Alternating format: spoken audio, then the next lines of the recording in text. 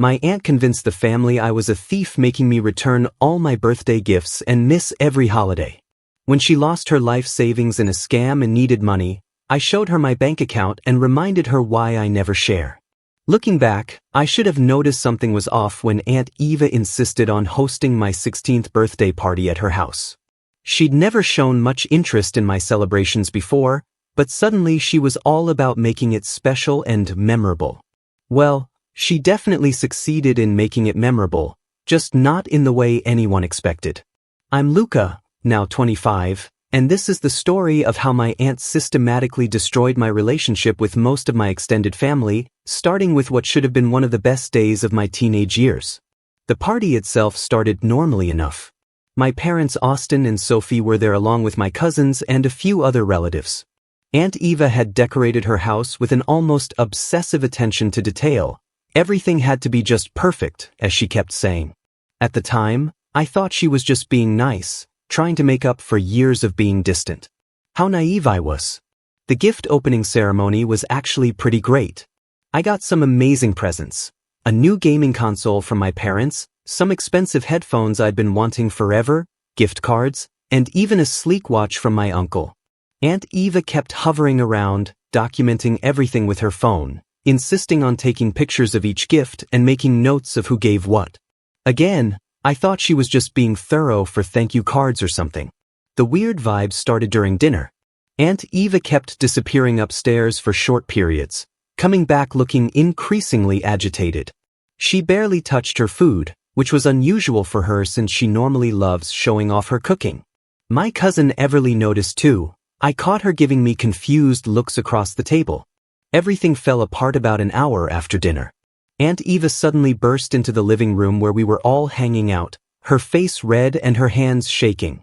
"My jewelry is missing," she announced, her voice trembling but somehow theatrical. "My diamond tennis bracelet and my mother's sapphire ring, they're gone." The room went silent. I remember the way my stomach dropped, not because I had anything to do with it, but because I knew exactly where this was headed. Aunt Eva's eyes were fixed on me, and her next words confirmed my fears. Luca was the only one who went upstairs today. Except I hadn't. I hadn't left the main floor once. I tried to say this, but she cut me off. "I saw you sneaking up earlier," she insisted. "Don't lie to me." What followed was like something out of a bad crime drama, except it was happening to me. Aunt Eva had everyone convinced that she'd seen me going upstairs, acting suspicious. She even had fake evidence, a photo on her phone showing my reflection in a hallway mirror upstairs. Later I realized it was from when I'd helped her set up decorations the day before, but in the heat of the moment, it looked damning. My parents tried to defend me at first, but Aunt Eva was relentless. She started crying about how the ring was a family heirloom, irreplaceable, how she trusted me enough to have the party at her house and how I'd betrayed that trust. She brought up random incidents from years ago, times when money had gone missing at family gatherings which I'd never even heard about before, or when things had disappeared from other relatives' houses during times I wasn't even there. The worst part wasn't even the accusation, it was watching my family's faces change as they started believing her. My mom Sophie, who had always been my strongest defender, began looking at me with doubt. My dad Austin kept asking me to just tell the truth in this disappointed voice that made me want to disappear. They made me empty my pockets, my backpack, even check the gifts I'd received. When they didn't find anything, Aunt Eva suggested I might have hidden the jewelry somewhere to come back for it later. That's when she dropped the bomb. She wouldn't feel comfortable until every gift I'd received was returned, just in case I'd planned to sell them to make up for not being able to sell the jewelry. One by one, my relatives asked for their gifts back. The gaming console, the headphones, the watch, everything was taken away. My parents, looking defeated, agreed it was the right thing to do until the situation was cleared up. I sat there watching as each present was handed back, feeling like I was in some sort of nightmare. The party ended with me in tears, my gifts gone, and most of my family looking at me like I was a criminal. Only my cousin Everly tried to stand up for me, saying it didn't make sense, but she was quickly shut down by Aunt Eva, who suggested she was too young to understand. As we left, Aunt Eva made a show of hugging me, whispering, "I hope you learn from this." The look in her eyes, There was something almost triumphant there. That's when I realized this wasn't about missing jewelry at all. This was something else entirely. On the drive home, my parents were mostly silent. Mom kept saying she was disappointed and that we'd talk about this later. Dad wouldn't even look at me. I tried one more time to defend myself, but Mom just said, "We raised you better than this, Luca." That night, lying in my bed, I made two promises to myself. First, I would never forget how easily my family turned against me. Second, I would work my ass off to make sure I never needed anything from any of them ever again. The jewelry mysteriously reappeared 2 weeks later. Aunt Eva claimed she found it in her jewelry box where it had slipped under the lining. She made a big show of apologizing, saying she'd just been overwhelmed and confused. But the damage was done. My gifts stayed returned, my family's trust was shattered, and my relationship with them would never be the same. This was just the beginning of years of exclusion and subtle accusations, but looking back, that birthday party was the moment everything changed. I learned some hard lessons about family, trust, and the importance of being financially independent. Little did Aunt Eva know, she was teaching me exactly how not to treat people, a lesson that would come back to haunt her years later. Update: it's funny how quickly he's just going through a phase turns into he's chosen to distance himself from the family. After the birthday party incident, Aunt Eva made sure my absence at family gatherings was always noticed, but never in the way that told the true story. The first Thanksgiving after my 16th birthday set the tone for the years to come. Mom came to my room that morning, hovering in the doorway like she was approaching a stranger. "Aunt Eva thinks maybe it's better if you stay home this year, just until things settle down," she said. It was like she was doing me a favor, protecting me from an uncomfortable situation. I remember nodding, pretending it didn't matter, while my hands gripped my bed sheets so tight my knuckles went white. That's how it started, one holiday at a time, one family gathering after another. Christmas came with an excuse about keeping things peaceful. Easter was too crowded already. Every time, the message was delivered with that same careful tone, like they were handling something fragile and potentially dangerous. My cousin Everly was my only real connection to family events. She'd text me photos and updates, keeping me in the loop while simultaneously making me feel more isolated. "Eva's telling everyone you're focusing on school instead of family," she wrote once. "It's such BS, Luca. Mom tried to invite you to my graduation party, but Eva threw a fit about respecting boundaries or whatever. I threw myself into my studies and a part-time job at a local tech store. The manager there, James, became more of a mentor to me than any of my relatives. He noticed how I'd volunteer for holiday shifts that nobody else wanted. Family stuff, he asked once during a quiet Christmas Eve shift. When I nodded, he just said, "They lost, kid. Let's see about getting you into our management training program." By 18, I had a solid savings account and a clear plan. While my family was gathering for another holiday I wasn't invited to, I was accepting a full scholarship to a good university 3 states away. Mom and Dad came to help me move into my dorm, and I could see the conflict in their eyes, pride in my achievement mixed with guilt about everything else. "We should have handled things differently," Mom said as they were leaving. It was the closest she'd come to an apology, but it was too little, too late. I just nodded and hugged them goodbye. College was my fresh start. I doubled down on computer science classes and picked up freelance web development work on the side. Every dollar I earned went straight into savings or investments. My roommate used to joke that I was the only student he knew who had a 5-year financial plan complete with spreadsheets and quarterly goals. Meanwhile, the family narrative about me kept evolving. Everly kept me updated on Aunt Eva's latest versions. I was too busy with my new life to care about family, or probably involved with the wrong crowd at college. When I landed a great internship at a tech company after junior year, Eva somehow spun it as me always being obsessed with money. The real kicker came during my senior year. I just accepted a job offer from a major tech company, 6 figures straight out of college, full benefits, stock options. That same week, Mom called to tell me about the latest family drama. Apparently Aunt Eva had been cleaning out some old boxes and found an expensive necklace that had gone missing years ago. She made a big show of announcing that she'd probably misplaced it, just like the jewelry for my birthday. She feels terrible about the whole thing, Mom said, her voice hopeful. Maybe it's time to let bygones be bygones. The family misses you.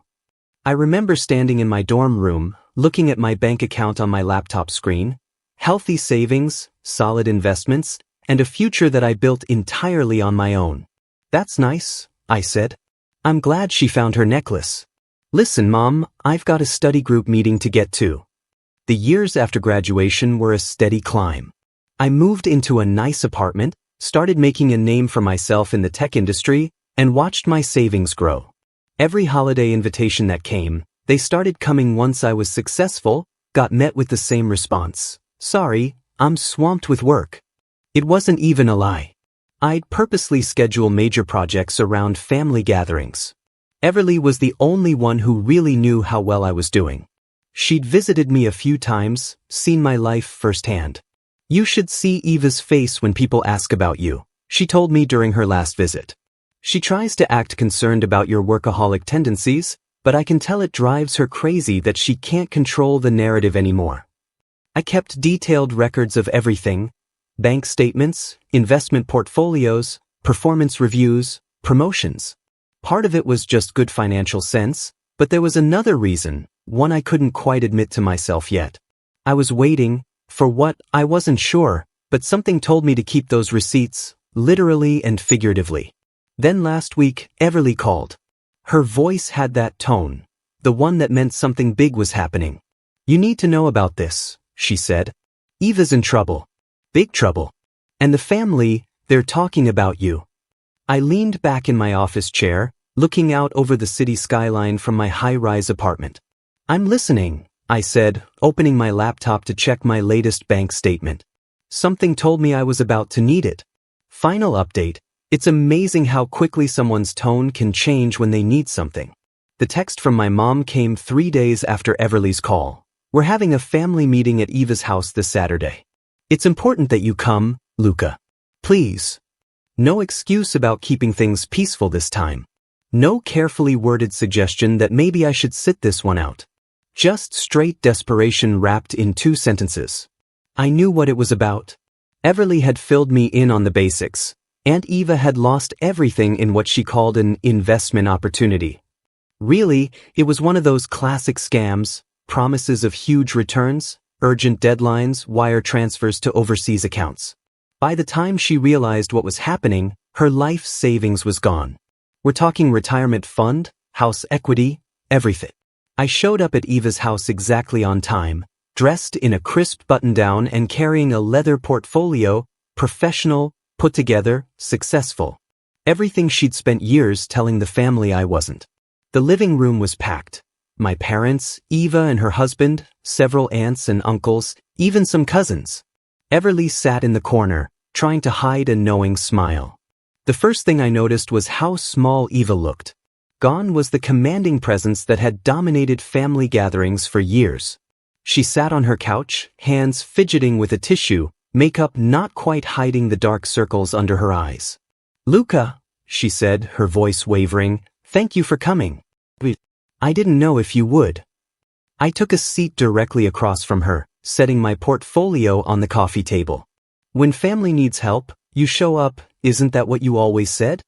The irony wasn't lost on anyone in the room. My mom shifted uncomfortably in her seat.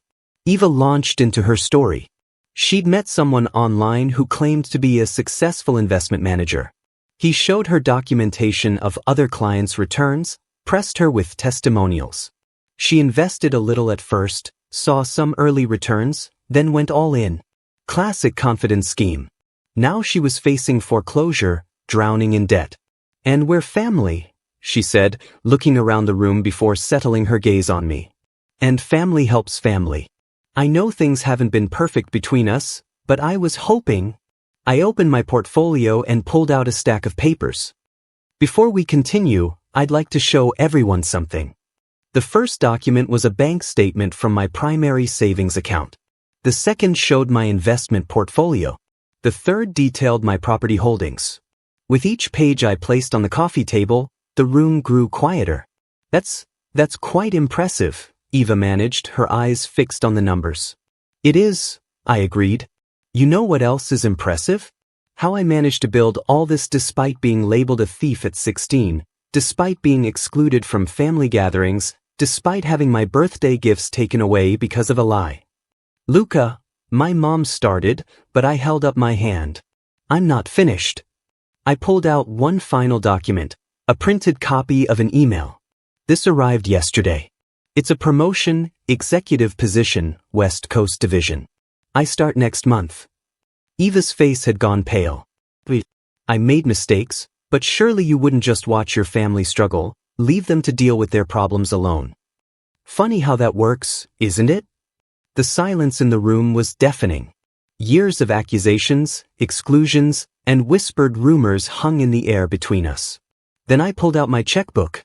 I'm going to write you a check, Aunt Eva, not because you deserve it, but because I'm not you. This will cover your immediate debts and 3 months of mortgage payments. Enough time to sell the house and find something within your new means. Her hands trembled as she reached for the check, but I held it back. There are conditions. First, I want a written admission of what you did when I was 16, shared with every person in this room. Second, you'll seek financial counseling. I'll pay for it, but you have to go. And third, I looked around the room, meeting each family member's eyes. Everyone here needs to understand that this is it. This is the last time I step in. I'm not your backup plan or your emergency fund. I handed her the check. The amount made her gasp. One more thing, I added, standing up. Those birthday gifts you made me return? I've kept a list, with interest calculated over 9 years. That comes to woe. I pulled out another piece of paper and handed it to my parents. I'll be donating that exact amount to a youth education charity in your names, because unlike some people, I keep exact records of what I owe and what I'm owed. As I walked toward the door, Everly fell in step beside me. That was incredible, she whispered. I paused in the doorway, turning back to the silent room. You know what the funny thing is, Aunt Eva? If you'd just been kind, if you'd just been family, I would have helped without any conditions. Think about that next time you're tempted to judge someone's character. The drive home was quiet, but for the first time in years, it wasn't because of shame or anger. I felt light, free. My phone buzzed with messages from family members, apologies, explanations, attempts to reconnect. I'd read them later. For now, I just enjoyed the silence and the knowledge that sometimes the best revenge isn't about getting even. It's about rising so far above the people who hurt you that they have to crane their necks just to see how far they made you climb.